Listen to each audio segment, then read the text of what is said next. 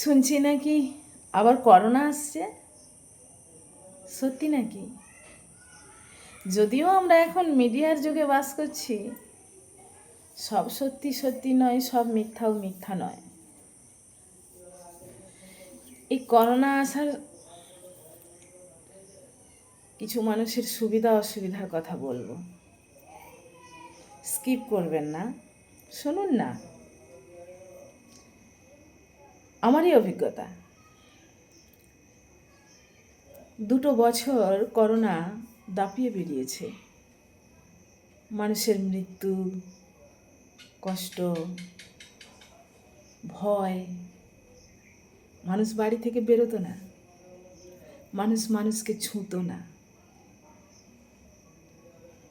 এই সময় দেখেছি যেন ঠিক আগে যেমন ছিল জাতিবিদ্বেষ, এখনও আছে, কিন্তু এখন কম, অনেক কম। কিন্তু ওই সময়টা মনে হয়েছিল যেন ঠিক নিচু জাতিকে ছুঁয়ে দিলে জাত যাবে, করোনাকালীন সময়ে মানুষকে ছুঁয়ে দিলে জাত যাবে। এরকম একটা পরিস্থিতি আমরা কাটিয়েছি, আমরা সবাই জানি। এখন কথা হচ্ছে, যদি করোনা আসে তাহলে লাভ ক্ষতি কার? কিছু তো মানুষ মারা যাবেই, আমিও মারা যেতে পারি। কিছু মানুষ লড়াই করবে, যুদ্ধে জয়লাভ করবে, আর কিছু মানুষ তাদের ভুঁড়ি মোটা করবে। কিভাবে? তাহলে একটু পেছই, 2019, 20, 21, 22-এর কিছু। আমি ঘাটাল মহকুমা হসপিটালে তাৎক্ষণিক পরিষেবা দেওয়ার জন্য আমাকে নেওয়া হয়েছিল। আমার মতন আরও অনেককে নেওয়া হয়েছিল। আমরা ছিলাম 32 জন। বেশিরভাগ মানুষটাই আমরাই নুন আনতে পান্তা ফুরাই বাড়ির। তবুও ওই মারণ ব্যাধিযুক্ত মানুষদের সাথে আমরা অমানসিক পরিশ্রম করেছি, শুধুমাত্র আমাদের পরিস্থিতিটা একটু বদলে যায়। যদিও বরাদ্দ ছিল 15,000 টাকা মাসে, কিন্তু আমাদেরকে দেওয়া হতো 10,000 টাকা। 10,000 টাকা, মুখের কথা।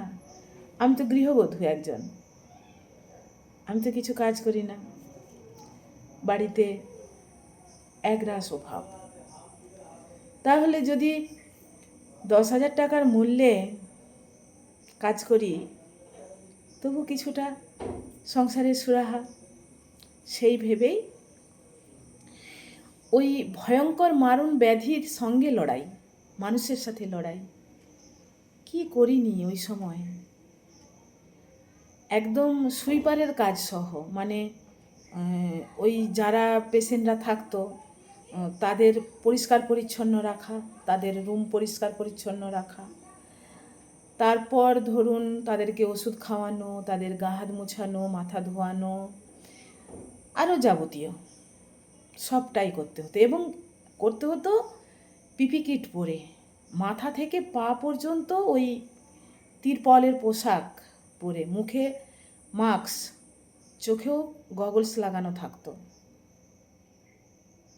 অমানসিক একটা পরিশ্রম, ভেতরে ঘেমে ঘেমে ঘেমে ঘেমে আর দম বন্ধ অবস্থা, নিঃশ্বাস নেওয়া যেত না, এত কষ্ট। এখন কথা হচ্ছে, এই যে এত পরিশ্রম করলাম, এত কষ্ট করলাম, আমাদেরকে কিন্তু আমাদের পারিশ্রমিক দেওয়া হলো না। মুখে অনেক বড় বড় কথা, যারা করোনার যোদ্ধা, আমরা নাকি করোনার যোদ্ধা, করোনা যোদ্ধাদের জন্য এই হবে, ওই হবে, সেই হবে। শেষমেশ করোনা যোদ্ধাদের পারিশ্রমিক চুরি করে নিয়ে অন্যদের পকেট ভর্তি হয়ে গেল। আর আমরা লড়াই করলাম শুধু আমাদের ওই অমানসিক যে পরিশ্রমের পারিশ্রমিকটা পাওয়ার জন্য, আমাদেরকে সেটা দেয়া হলো না। স্বাস্থ্য দপ্তরের একদম উপর স্তর পর্যন্ত ছুটাছুটি, তার জন্যও পয়সা খরচা করতে আমাদের কষ্ট হয়েছে। রাস্তা খরচা। আমরা হসপিটাল চত্বরে বসলাম, কতবার জানালাম সুপারকে, হেথা হোতা সেথা ছুট, কিন্তু না, আমাদের পারিশ্রমিক দেয়া হলো না। তাই আবার যদি করোনা আসে, কিছু মানুষ তো মারা যাবেই, হয়তো নিদেন পক্ষে আমিও মারা যেতে পারি। আবার কিছু মানুষের পরিষেবা দেওয়ার জন্য আমাদের মতন যাদের নুন আনতে পান্তা ফুরায় এরকম মানুষকে নিয়োগ করা হবে, কারণ ওখানে তো যাদের সামর্থ্য আছে তারা যাবে না নিশ্চয়ই। প্রত্যেক মানুষ তো প্রাণ বাঁচাতে চায়, আর আমরা বাঁচলেই কি আর মরলেই কি, আমাদের মতন মানুষের তো কিছু নেই। আবার আমাদের মতন কিছু মানুষকে নিয়োগ করা হবে, তাদেরকে দিয়ে আবার মৃত্যু পথযাত্রী মানুষদেরকে বাঁচানোর জন্য উদ্যোগ নেওয়া হবে, বলা হবে এরা করোনা যোদ্ধা, এরা এই, এরা সেই, এরা ওই, আর তারপর তাদের পারিশ্রমিক আবার কারো পকেটে ঢুকে যাবে। আমরা 32 জন 1,20,000 টাকা করে এখনো পাই, আমাদের দেয়া হয়নি। অথচ আমাদেরকে ওই সময় যেন ছুঁয়ে ফেললেই ওরা মরে যাবে, আমাদের ছায়াটা ডিঙলেও মরে যাবে ওরা, এমন একটা ভাব ছিল, যেন আমরা অসুচি। যাকগে, যদি করোনা আসে কিছু তো করার নেই, তবে ঈশ্বরের কাছে প্রার্থনা করি করোনা না আসুক।